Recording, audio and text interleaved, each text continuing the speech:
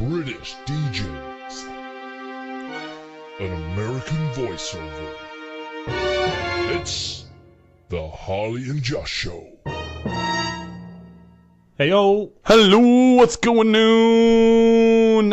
Yes, Harley isn't here today, so welcome to the Rich Webb and Josh Show. Yeah, I go first. Yeah. Thanks very much for coming in, Rich, and filling in. A lot of people have said that you were an absolutely riveting guest last time, so I'd kick myself if I didn't bring you in again.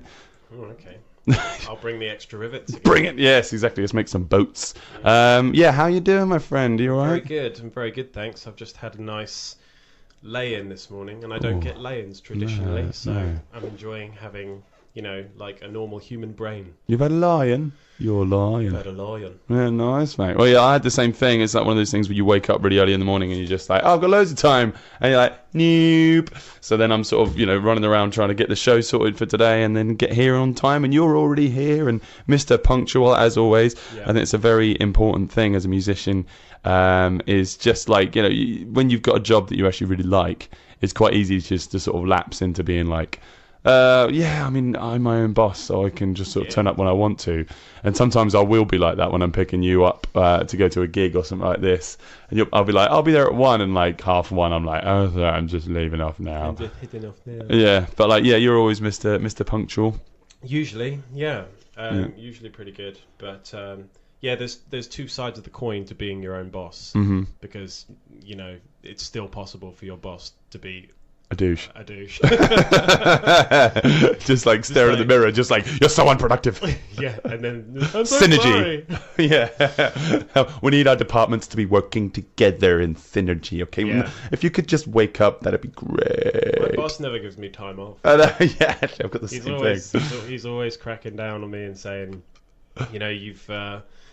you're chilling out playing PlayStation 4. Yeah. What are you doing? What's wrong with you? You need to get upstairs and finish those things. If you could just, get on with it. Yeah, that'd be great.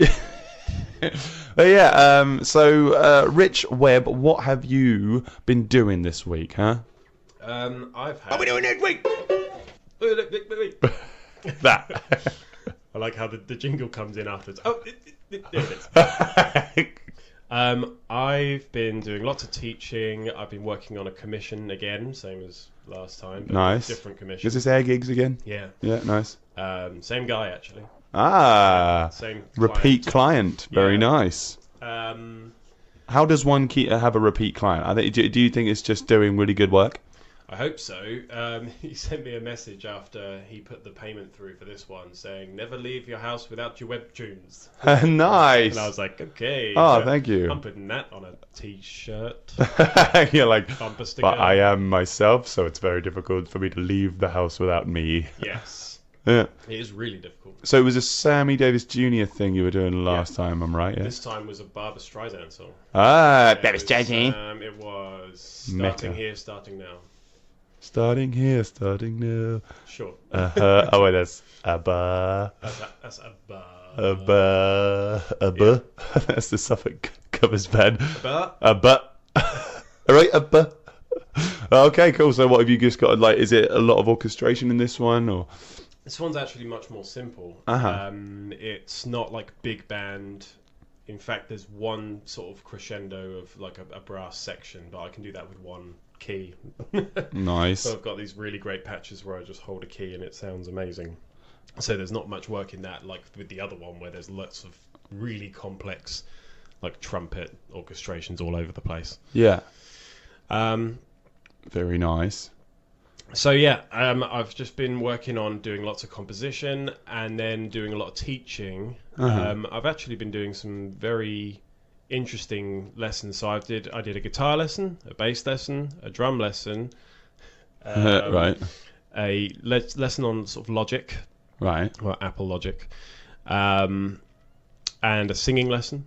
Very cool. But I won't do sax yet. Is all in one day? No, this was over the space of 2 days. But I haven't taught sax. I'm not ready to teach saxophone yet. Yeah. I mean, you self-taught with that one, and that's quite difficult because sometimes like you with your Webbtunes brain just sort of being, I'm like, okay, this one's in E, so I guess you're probably going to be in G here or something. I can't remember what the alto transposition is. Alto's E flat, so it's up a minor third. There we go. But the weird thing is, I don't actually do that. You play me an E, and then I find that same resonant frequency on the sax, and that is E to me. Right. And sax players hate that. Yeah. They hate me for that. They're like, "Oh, you're such an amateur." Concert pitch. I mean, there's nothing wrong with concert pitch. I mean, it's just more functional for me. Like, because I spend a lot of time just quickly picking up the sax and going, I just need to put this down on a track. Boom, boom, boom, boom, it's done. And I don't want to sort of sit there transposing, writing it out, printing off sheet music. I don't have time for that. Ain't nobody got time. Cool. So, did you say that was all in one day that you were teaching an entire band's worth of music? It was over 2 days. Oh yeah. Oh yeah. Pace yourself. Yeah. Yeah. You gotta spread it out. Spread the load. Oh, share the load. It's very, very difficult not to use profanity when you're trying to say things like that. No. You gotta spread that out. I have no idea what you mean. What was this all at home? Were you doing some stuff at Kesgrave? Oh, actually, Kesgrave's closed, I suppose. So Kesgrave's done now because. So you teach from Kesgrave High School. I'm not sure if we said this. For Summers. Yeah. But I still teach some of my Kesgrave students outside of term time as well because they want to sort of keep it going. So do a bit of that, and it's mostly actually private students. And it's a mixture of me going to them and them coming to me. So it's extremely all over the place. Yeah. Really difficult to keep on top of. Where am I today? Yeah, I never know because I have a couple of students that alternate, you know. And then the thing is with being a teacher that a lot of people don't realise as well, if you're doing one-on-one tuition, it's way better for you if you've got a lot of students to have them come to you. Because they can be straight back to back. You know, you finish a session at 5 o'clock and the next session starts at 5 o'clock. You know, but if you're traveling around in the area, then you might need a 15-minute or maybe even half an hour gap if they're really far away from each other. And in that time, you could be earning where really all you're doing is burning fuel. Yeah, that's true. So it's way more beneficial to actually be a stay-at-home sort of teacher. And not being a rich around all the time. Not being a rich around. Sorry, I had to get it in at some time. But so the teaching was mostly was mostly your thing this week then. Yeah, I guess. Yeah, and then we had the gigs at the weekend. All the gigs. Well, you might have to help me with these because I think you were at all the ones I was at. Yeah, I was. Yes, 3 of them. Yeah. No, well, so you were doing keys all weekend, weren't you? Yeah, it was all keyboards. Yeah, I know that because I smashed my nail. Oh, you're joking. I have this problem where if I don't have the keyboard stand high enough, I kind of hit the keys at a certain angle that just smashes my index fingernail, and it's just battered to pieces, like all where it joins. Yeah, to the there was one solo gross. you were doing on Stone Market where you were just sort of like going, like really kind of like tremolo picking almost, but on like one note. I was like, ooh, that was fun. Nice. That guy's good. Well, you've been talking about piano because you were saying this on the show last time that it was you find that it's your weakest instrument, but a lot of the time you get people like me and Andy Hopgood asking you to gig with it. How are you finding it now that you are kind of gigging with it more? I'm getting a little bit more comfortable. I've had a couple of recent gigs where it's felt really, really comfy, and it's all to do with just having a good sound. Like if you can hear yourself, then you're off to a good start. True. And there's sometimes a little bit of a disconnect if you know that you're not very loud out front, or if you're too loud out front, or if you've got a feeling that it doesn't sound good out front. It plays on your mind, and you can't just sit in a groove. You have to spend the whole time sort of second guessing everything you're doing. So if you know that it sounds good out front, but you've also got a good sound going on in your ears, great. That's when you can relax, and I had that the last couple of gigs. That's great. Yeah, I mean, it does help that since you've got your Korg. We talked about this on the show last time. What was the Korg again? What model is it? It's the SV1. Nice. Yeah. Because you've really like worked on your patches on your spare time. Yeah, I had to plug it into the old software thing and really work on it. But there was a song when we did we played in Stone Market with Hoppi and the Hopefuls. The Gladstone Arms, yeah. Yep. And there was one song where Andy asked if one of her friends could come up and play the keys for it. I think his name's Andy. Or was it Adam? I can't remember. Adam, yes. Adam, my bad. And he has the same keyboard, so he was completely comfortable with it. But it was interesting for me because it was like going out the front and sort of going, okay, well, this is what we sound like out front. Yeah. Which is really difficult to do. I mean, we do that in soundcheck quite a lot, don't we? Like, we'll get an extra long I never lead. Get to. Yeah. We'll get a super long lead on Murray. He'll walk out front and have a listen to it while he's playing the bass. Make it sound like you're taking him for a walk. Put a lead on Murray. Murray. Fetch. Murray. Fetch the sound. No. When he goes for a walk, I keep him on a very short lead. He chases the squirrels. Yeah. Yeah. Big squirrels fan. Yeah, because I never actually get to hear what my voice sounds like. Right. And you just never know as well, because the PA system changes everything. Like the ones we've done where you have no subs, where we just use tops, for example, like if we do a duo gig, it's so different because the vocal has no bottom end, really. Yeah. So it makes a huge difference. But being out the front during that song, just that one-off song, I was listening and going, oh wow, the keys are really quiet. So then when I went back and carried on playing, I gave it a bit more level to go out front, and then had that slight extra peace of mind that it sounded okay out front and played better from there on. Yeah, definitely. Yeah, it's difficult because like you could get me up there and sort of jamming away on the keys in some sort of sense, but I don't really know what I'm doing enough. Right, and that's why it was good to have a keyboard player. But then I wouldn't be playing guitar.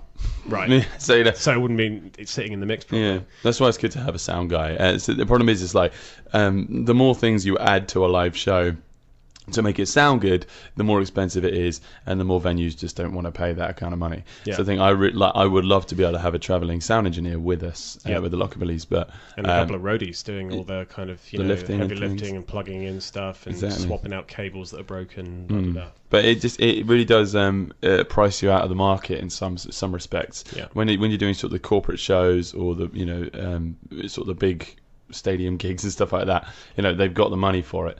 But when you're just sort of trying to pay your way and pay your bills by doing pub gigs and things like that, not so much. So you kind of just got to get the old back strains and things like this that we all kind of. I don't think I know a musician that has a working spine. Yeah. I don't mean that in a metaphorical sense, like, where's your balls? Yeah, these guys are all just pansies. Yeah, say what you really feel. There might be a small element of truth to that, 'cause we're all gentle, scholarly artists. Have you met a punk musician? Oh, well, we had this in when I was at university. There's two universities in Bath. There's University of Bath and Bath Spa University. Oh, I was in the university in the Bath. Right, university in the shower. Good. So there's these two unis, and one of them very much specialises in kind of man sports and mansplaining and math, all right, and tech and things like this. Right. And then the other one, which is the one I went to, was all like creative writing and music and flower arranging. That wasn't in there. Oh, I'm sorry to hear that. But it was very sort of split, because when you'd go into town on a Friday night. And you'd see all the clubs are full of all the and outside there's a little flower circle. Yeah, the clubs and the pump and bass. They're all full of the University of Bath students, and then the really strange avant-garde bars and things. And random drum circles under trees. That was all of us. You never see any math students with dreads. Not really. No. Maybe we should find one. The Jeff Goldblums of the mathematics world. That was you.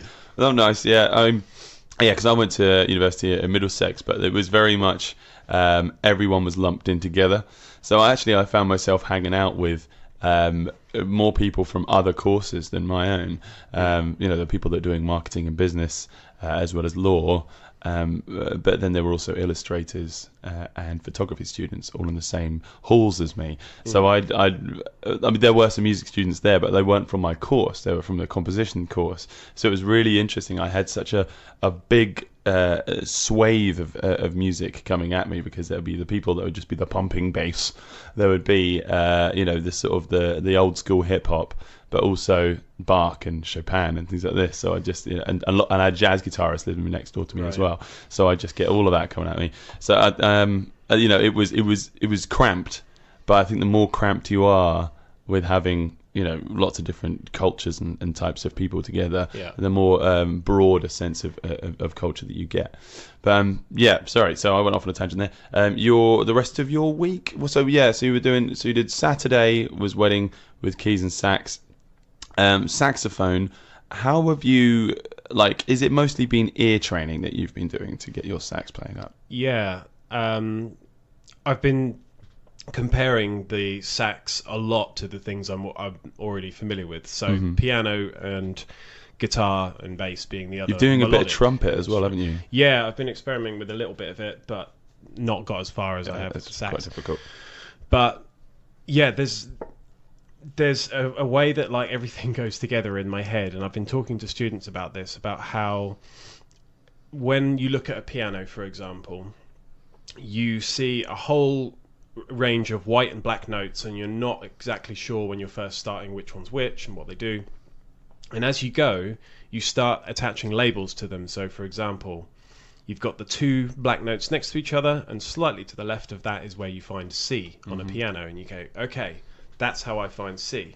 But what's happening there is you're building sort of a model of the piano inside your head that has annotations, and it has you know, small little labels going, this is C, and then when you know you think of C, the E and the G might light up a little bit in the model in your head. So the whole time you're getting more familiar with an instrument, you're sort of building you're building up a really sort of complicated model that's all annotated in your head. So with the sax, doing that was really difficult because it's not so valves really and linear. holes. Yeah, it's not. It's with the piano, it's lowest notes on the left, highest on the right, and then everything in between on a nice even linear spectrum. On the guitar, it's very much the same, but you've got overlaps. You know, when you get to the 5th fret, you've got to go to the next string, but it's all still pretty linear. With the sax, it kind of does that, but then there's a lot of exceptions to the rule. And yeah, it takes a very long time to intuitively just play a chromatic scale. But then once I figured that out, everything else was done. Because, you know, once you know a chromatic scale, finding major scales, minors, and all the modes is really simple. Have you tried writing anything on the saxophone? No, not really. Aside from jamming that little riff that was on your EP. Oh yeah, of course we did Go-Go Dancer, which is from the 2015 EP. That was, you had started learning saxophone 3 years ago. Yeah, that's crazy. I saw a Memories thing on Facebook come up, and I was like, it hasn't been 3 years on like, Facebook, what? you idiot. Shut up. But yeah, 2015 released that EP. Wow. Yeah, because a certain type of instrument negates a certain type of music. And, you know, like certain, you know, a piano is so versatile because of those things, but, you know, certain more limiting instruments will stick to certain areas of the world. Like, it's not often that you hear bouzouki's outside of Irish and Greek folk, things like this, and because of the, you know, the certain scales that they've been limited to, or the tunings that they kind of get limited to. Well, I think it's really quite interesting because it's something like the guitar and the bass and the piano are quite broad, so that's why we've got such diverse pop music all over the world. I say pop as in popular, not art music or jazz or folk. So I think, speaking of fantastic original music, I think we should play some music. Yeah, we've got some bands. Exactly, let's put a tune on. Put some tunes. Pick 1, 2, or 3. 3. Cool, yeah, that's what I was thinking as well. Local guys, Oranje, they were on the Grapevine a little while back on the cover of Grapevine magazine. They're playing this weekend. Stick around at the end for the gig list, and I will tell you where they're playing. Ooh, exciting times. This is Cool Girl from their EP, Oranje.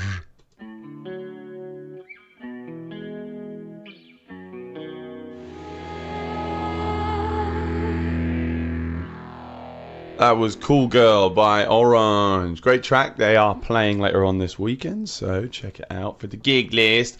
All right, well, thank you for sharing what you did, so Mr. Webb. So I'm just gonna, modify something for you.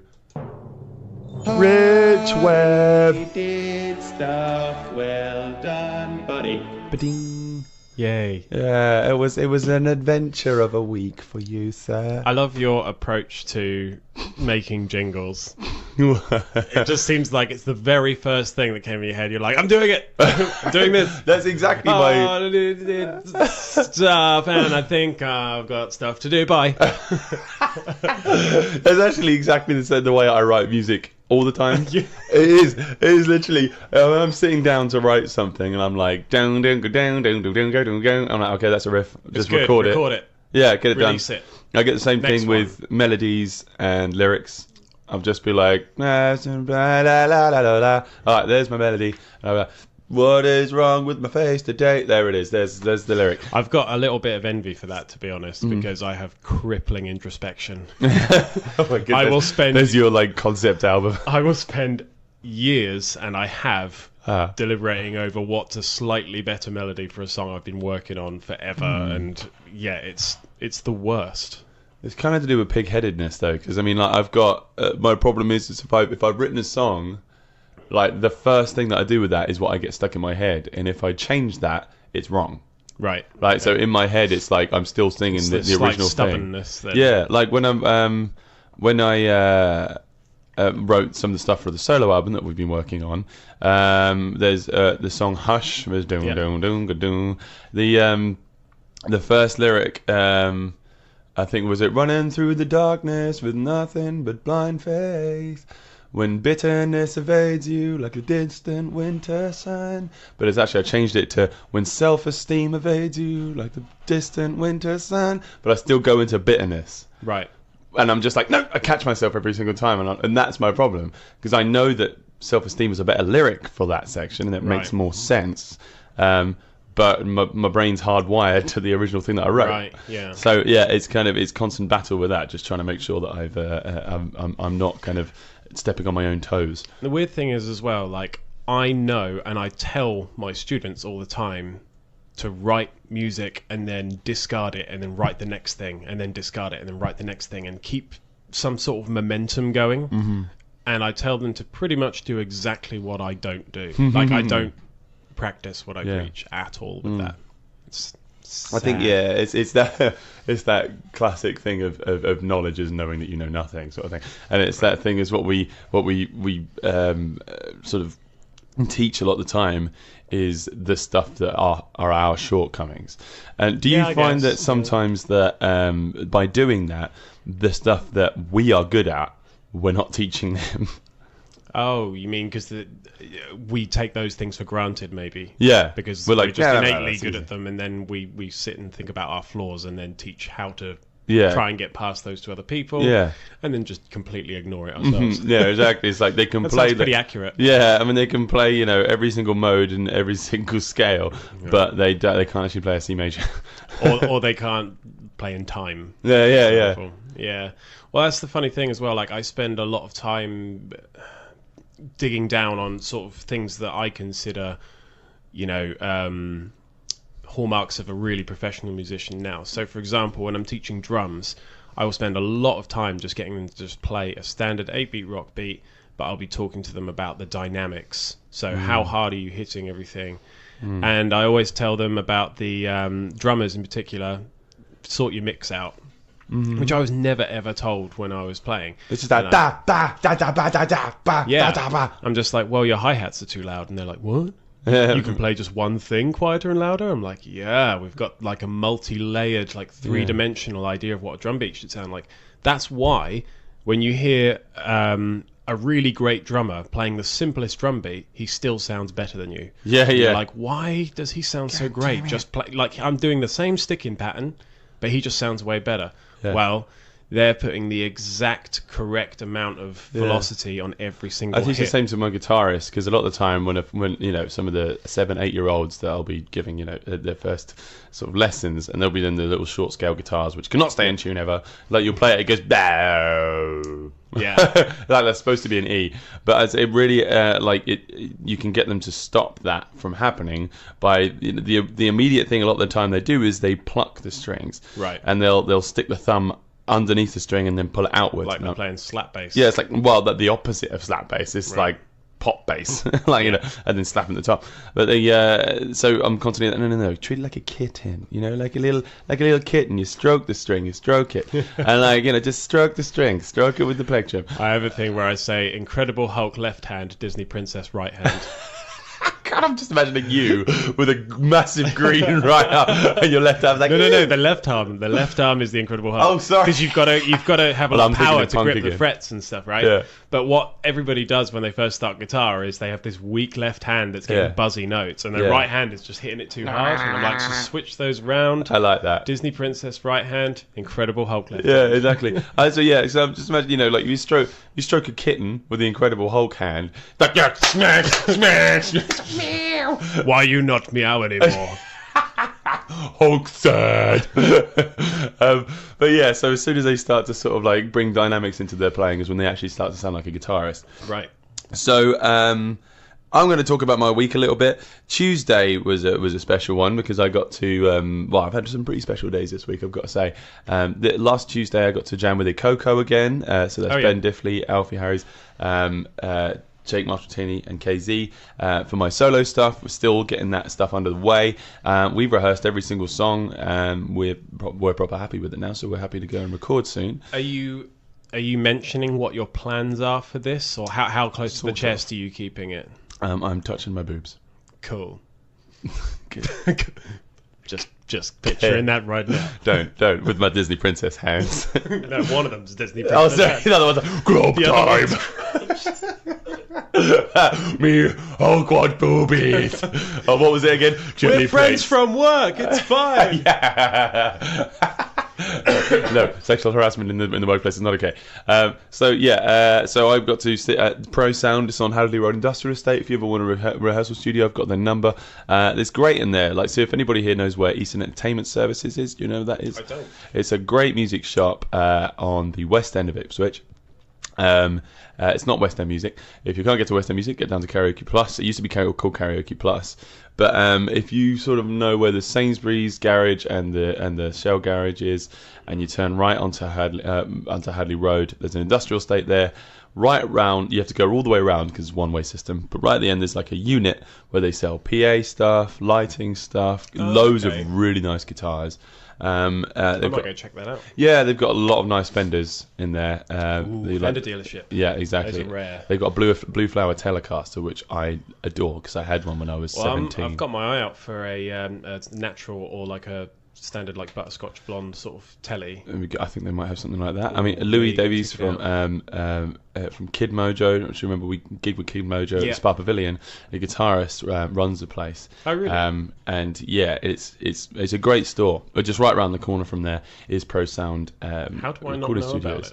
It's just a problem because it's not on the high street. Right. But they're mostly online. They do a lot of online stuff. Well, this is what I was talking to you the other day about business rates. Just to have a shop on the high street is cripplingly expensive. I said it was like $7,000 or something like that. It was $7,000 for like a random industrial estate sort of little workshop that I was looking at. But to get something on the high street, it's crazy numbers, which is why we only have chain stores and why every street looks the same. Yeah. So you look at the main high street in Ipswich and the one in Northampton, and I get them mixed up because I used to live in Northampton, and I honestly, they're pretty much the same thing. Yeah, it's sad. Yeah, like a lot of the time, you'll gig in a new place, and especially if you're on tour, you'll just be like, oh God, where actually am I now? Yeah, look, there's the Greggs, there's the Costa, it's the Weatherspoons, it's the Jessops and the it's always the same. Clinton Cards. Yeah, same group of shops. Costa.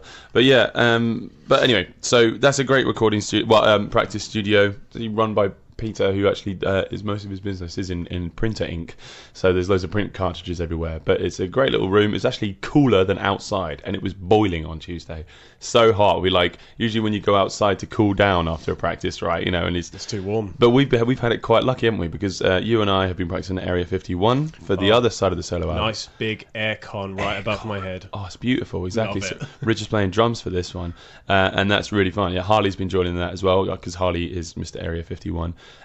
He's sorted us out with that. But it's the same with Prosound. They don't have air conditioning, but it's nice and cool in there. It's well shaded, and it's on the bottom floor of a unit, and it's well insulated too. Anyway, so that's really fun. We got all the stuff done. The guys are away in Wales now, so we can't practice until the day before we record. So that's a couple of weeks away. Oh, really? So yeah. Next thing we do is we're going to be on the studio. So that was Tuesday. And speaking of that, on Thursday, I want to give a big shout out to Dean Amos from Sugar Ray's Vintage Recording Studio, because Murray and Rainer and I, there's too many R's in this band, Murray and Rich. Yeah, I was feeling some FOMO, as Rainer calls it. Oh yeah, exactly. Are you aware of this? Fear of murraying out. Yeah. Yes.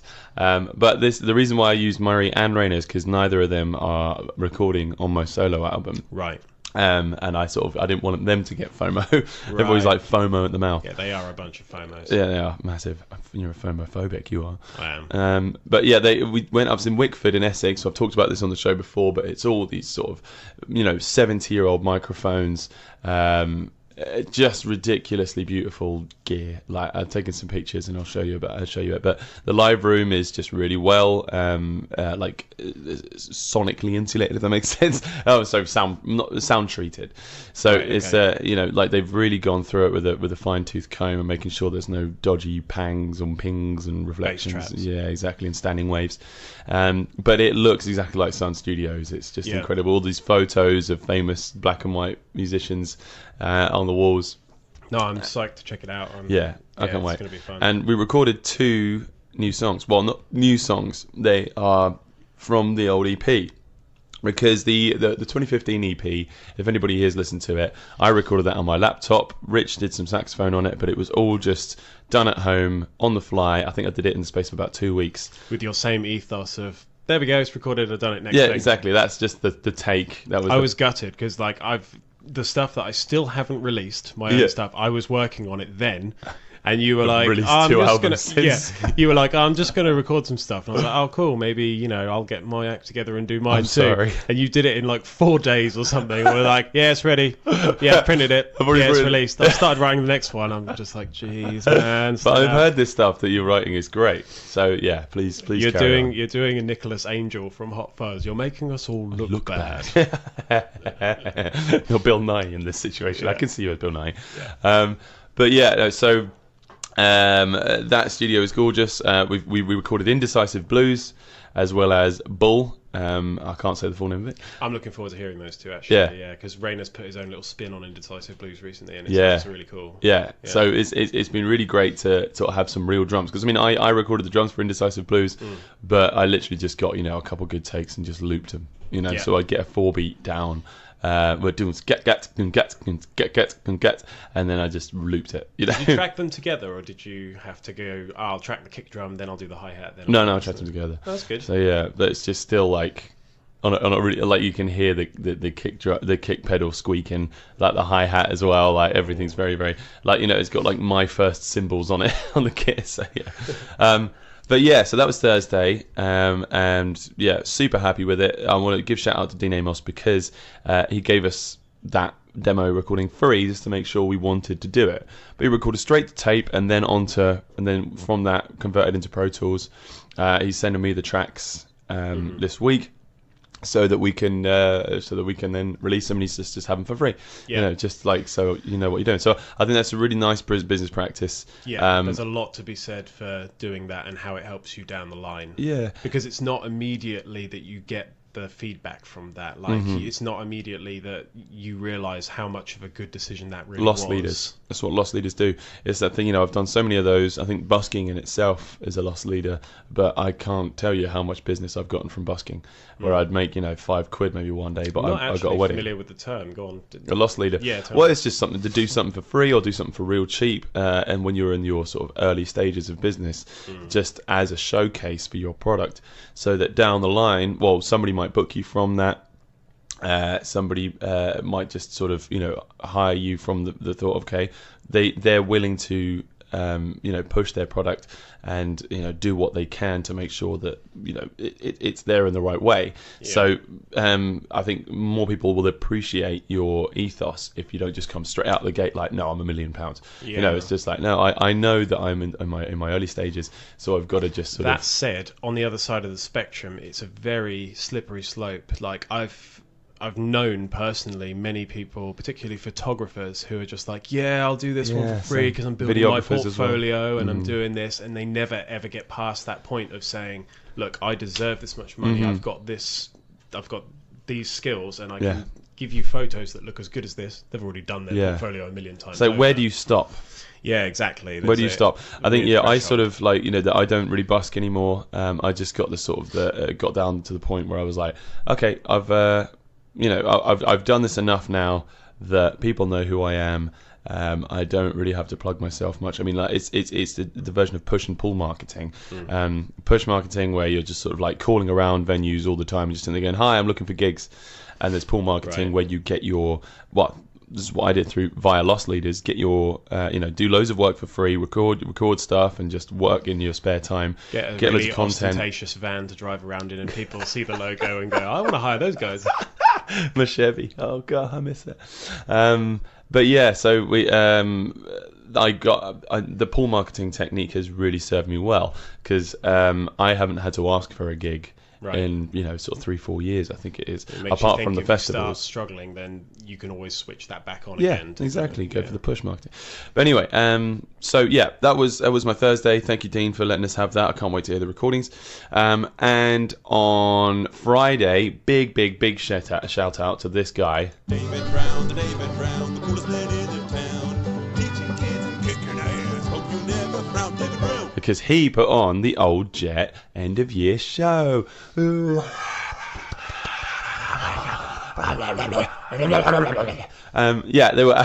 was a goblin in the audience. It was a fantastic vibe that night. We had the juniors and the seniors. They both groups had rehearsed so much over the past sort of like 6 weeks. We'd been hammering loads of stuff into them about performance, not only just learning the tracks, but playing them, moving around, smiling, and just interacting with one another and interacting with the audience. And they took it all on board.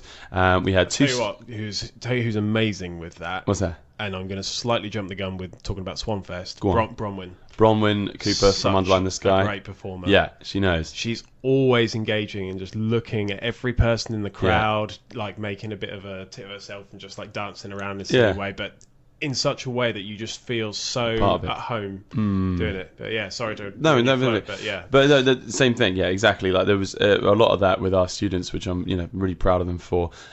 We had 2 students of the year, one for the juniors, one for the seniors.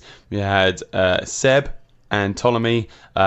Big shout out to you guys. You both worked really, really hard. Seb is just a phenomenal guitarist. He is 10 and shreds like a 20-year-old, Like, some of the stuff that he's doing now, I was doing when I was 17. So when he comes out of his shred phase, he's going to be amazing. Yeah, right. We all did it. You and I both did that. Yeah, I sure did. I was obsessed. Satriani, Steve Vai. The G3 or G4, G3, or the G8. I can't. I'd love to see that. Benjamin Netanyahu with his live in his. What are you doing? I don't know. Is he part of the G8? I don't know. But anyway, so it's just like, shut up. And Ptolemy, one of the reasons why we all voted, because the teachers voted for the students of the year. I voted for Ptolemy because he's really started to come out of his shell. He's one of those guys who's great at what he does, but hides behind his hair. And will always look at the ground. He'll play like Slash, but will perform like a shoegaze guitarist. So he'll be like Johnny Greenwood from Radiohead, but just speed playing. Right. But just from sort of sitting down with him and just saying, dude, you're amazing. You're such a great player, and you look great when you smile. I just keep saying to him, you're a good-looking guy. And everybody wants to see you perform. How old is he? I want to say 15. Yeah, I'm getting like the vibe though that a 15-year-old, sort of trying to cast my mind back to that time when people say, "But you've got such a lovely smile," and you're just like, "Shut up! I'm drowning in a sea of emotion." I'm in a cascade of emotion. Yeah, definitely, and that's the thing. Like you can tell somebody to smile as much as you want, but they're not always going to be enjoying it. So, but yeah, his performance style has really come out. Like he was like, "But I'm not that guy. I'm not that one that jumps around all the time and does that." I was like, "You don't have to. All you got to do, look up, smile, or just look around at people and just have a little bit of command of your presence, because it's all about your shoulders. It's all about how close your feet are together. If your feet are close together, your shoulders are hunched, and you're looking down the whole time, people aren't going to be looking at you on stage. They're going to be looking at everybody else. And at the end of it, people aren't going to be sitting there going, you put on a great show. They're going to be talking to the bass player. They're going to be talking to the singer. They're going to be talking to the keyboard player. Nobody talks to the keyboard player. No. I was going to say that. Or if you really want all the attention off you, just play keys. Yeah. But yeah, so shout out to those guys. And also, big special shout out. Rob Lewis, Teacher of the Year. Yes. Well done, sir. You very much deserved it. The students voted on that, so teachers voted on the students of the Student of the Year, students, and the teachers, the parents. Well, students and teachers and parents, sorry, voted on the Teacher of the Year. So it was via an Instagram poll kind of thing. Oh, okay. And Rob walked away with it, as he should have done, because he puts on so much effort. He's always going along to the live shows. And I'm ashamed today to say that the Old Jet Show was the first ever Rock Project live performance I've been to. Oh, right. Because, being a gigging musician yourself, I would not beat yourself up about that at all. I haven't been able to get along to them just because I've been gigging at the same time, and it's always we'll get booked up months to years in advance. Yeah, exactly. So when Rock Project suddenly go, there's a gig on in the next couple of weeks, and I was just like, I can't do it. I'm really sorry. Yeah. But it was only through sort of chance that I could make it, because unfortunately the wedding that we were playing on the Friday, one of their parents died, so it was very sad to hear. So we were just we got out of money, but I got to go and watch the kids play. What did you do with your Friday night? I cannot remember. I think I may have slept. Good. Yeah. Once in your life. I tried to. Yeah. Saturday we had a fantastic wedding with Jane and Nick at the Orwell Hotel. Been a while since we've been back there, hasn't it? Yeah. Oh, that was fun, actually. And they've done a bit of a refurb. They've done a massive refurb in there. It looks really nice. Different events manager, Laura, she was great. Everybody was really accommodating to us. We turned up early as the Felixstowe Carnival was going on. And then we did that thing that I think you've probably mentioned on this show a number of times, where you have to set up very early. Yeah. Because, when the guests are turning up, they don't want the sight of, people just lugging stuff around. musicians. Yeah, exactly. Not because we like to load in casual clothes because it breathes more. Yeah, and it's more professional. You don't want to get like grease and stuff all over your outfit, or like you don't want to drop something on your foot, with these fancy, delicate shoes. Yeah, exactly. You want something. I mean, ideally, we should be wearing like steel cap. Yeah. But baby steps. Or, adult steps. But yeah, in giant boots. Giant boots are what we wear. With baby steps. Loading in the gig. We had Saturday night. It was Rich, Rainer, Murray and I. Lovely crowd. They were really fantastic when it was one of the better weddings we've played. We played really nicely that night, if I don't mind saying, because I think this new setup, I say new, but of Rainer on drums, myself, keys and sax, and then you and Murray doing your usual bit, has just started to just gel. Yes. When you take something out on the road and you tour it, and then by the end of the tour, you're just everything, all the stops, all the little bits and pieces are just done. Everything's like so tight. Tempo's nice and and I think we're just getting the hang of that now. Yeah. Because, I mean, famously, we don't really rehearse. No. We're good enough at winging it on the day that we can play stuff, but then things are still, you can't stop them improving. Everyone's always taking little notes. Exactly. And giving it their own voice. Exactly. So, that was Saturday. And Sunday, we had the two shows. We had Gladstone Arms. Thank you to Maz and Carl for having us for that one. That was a really nice one. Got free pirate hats. Oh, yeah. And coffees all night. Or afternoon, because we were playing 4 till 6, and then we went straight down to headline Swanfest, which is the first time we've played at the Swan in Ipswich since October last year. That was Halloween was the last time we played there, which was mental. I mean, that's that's almost a year. Yeah. I mean, it's about 9 months, isn't it? 9 months, yeah. So 10-9 is actually 19, so that would be a year and a bit. Sure. Yes, I'll take your word for it. Thank you guys for coming along to that one. That was one of the better Swan shows we've played, I think. And Our good friend Alex, Mr. Shiv on Twitter, Shiv the Viking, said, he's come along to so many of our shows, and he said that's the best I've seen you play at the Swan. And he said to me, "It's in your top 10." Yeah. I was like, but he can say top 10 because he's like, because we used to do the monthly night at the Swan, which really did used to hone our skills so many times. Yeah, and when he's there. Yeah, exactly. He's like, Freebird! He's the guy shouting Freebird. I'm gonna kill you. And you never really know whether he actually wants you to it or not. Yeah, Freebird. I don't think he really does. No. The one time we actually gave him and played Freebird, he was a bit disappointed. Yeah, he was like, oh. It was like, that's I my won. trolling days over. Yeah, it's like when Wile E. Coyote catches the Roadrunner. It's like, well, my life is pointless now. Kill myself. Like that. Back to sort of honing the skills like that. The monthly night at the Swan really helped us to do that. Yeah. And it was nice to have Hicks there. Hicks came up. He's so funny because he's played with Impilo, Underline The Sky, and the Lockerbillies. Yeah. And he wasn't on stage for any of them that weekend because he just had he must have had a day off and just came down and watched. I saw him air drumming. Yeah, he was air drumming to every single one. And the thing is, because he'd recorded a bunch of the stuff that both Ben Brennan from Underline The Sky, which, guys, Underline The Sky, you guys nailed it. Well done.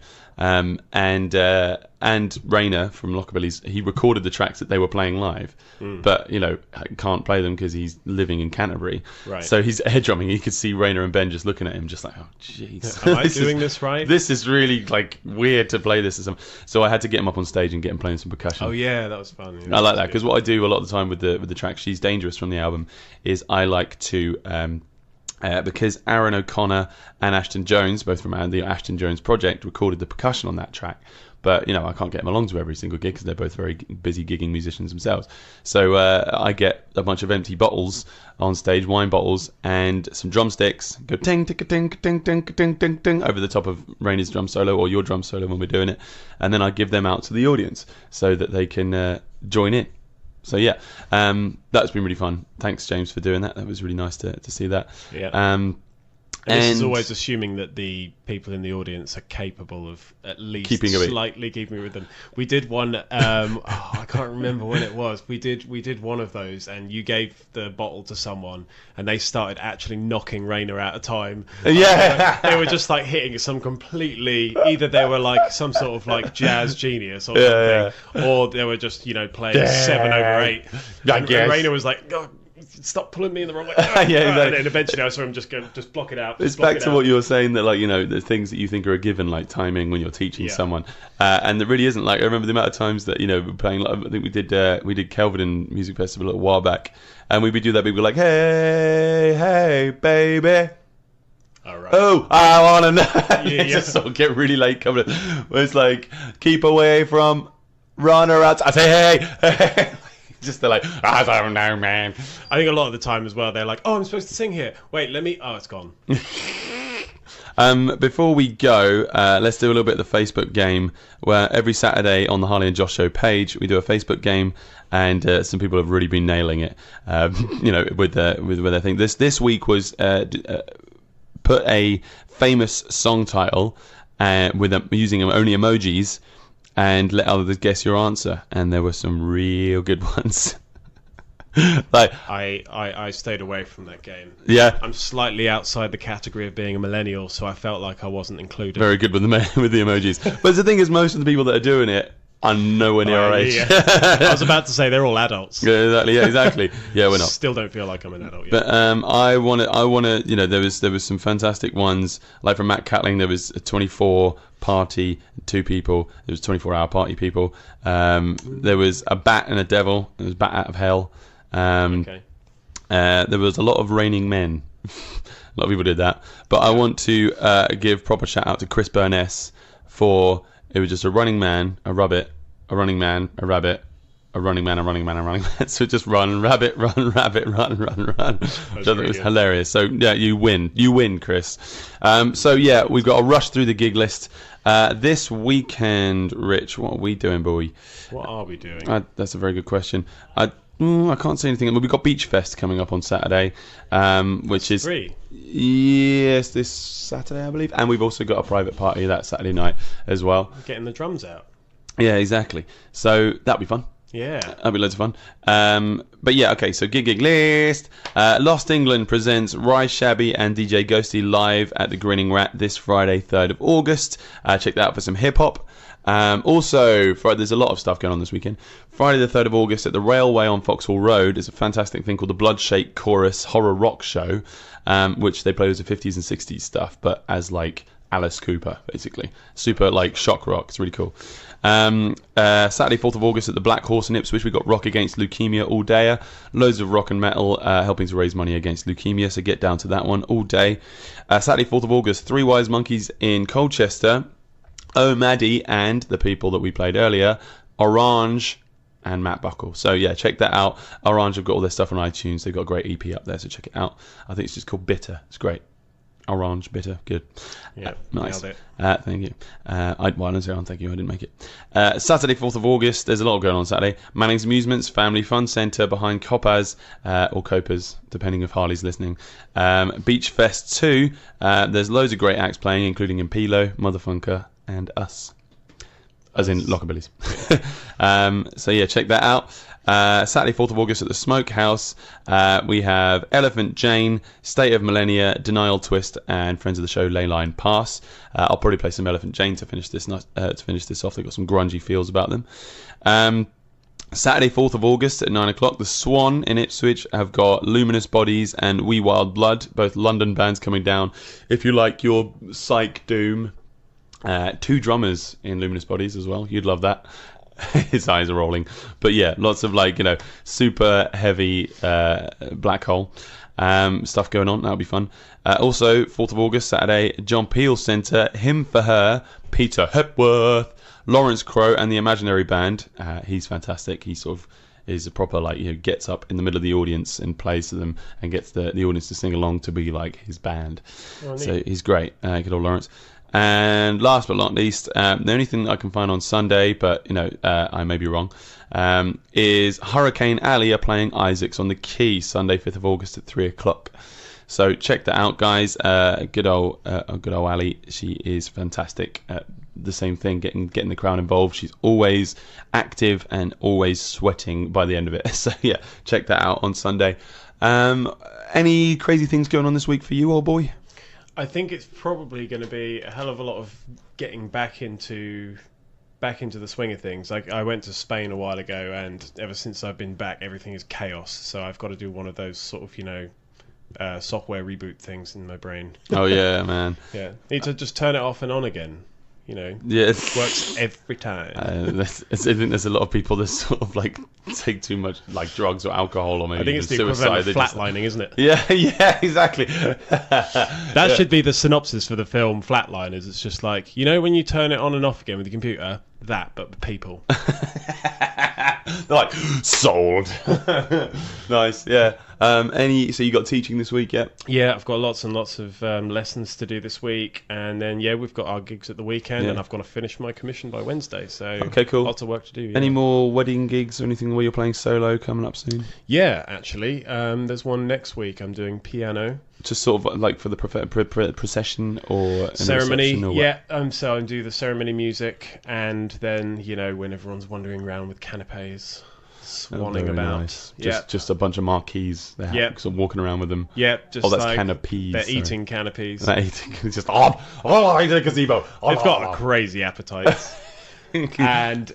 And then I do usually play through their wedding breakfast as well. Nice. So it's a lot of music. It's a good 3.5 hours of coming up with stuff to play on solo piano. Jam. And you do that on your Korg? Or you got a grand piano there? No, I used my stage piano. Oh yeah, that's a nice one. My Roland. Oh, Roland, sorry. And that thing's a beast, but coming up with enough music without repeating yourself is quite tricky. Yeah, that's basically every single weekend for us, isn't it? Yeah. Nice one. All right, and guys, thank you very much for listening in. See you on Thursday. We've got our podcast is available on iTunes, on Google, Podbean, etc., etc., etc. Check us out on Facebook, on our YouTube, and go onto our bingo card. You'll be able to actually check to see what we've been talking about usually, or just get your own little jingle. We've got one coming up. We couldn't couldn't do it this weekend, Victoria, today because Harley's not here, but he's working hard on it. So is he? that might be why he's taken today off. So he's just going to be the most epic jingle. Oh my God, I hope so. But yeah, thanks very much, guys. Enjoy your week. I'll see you later, right? Bye.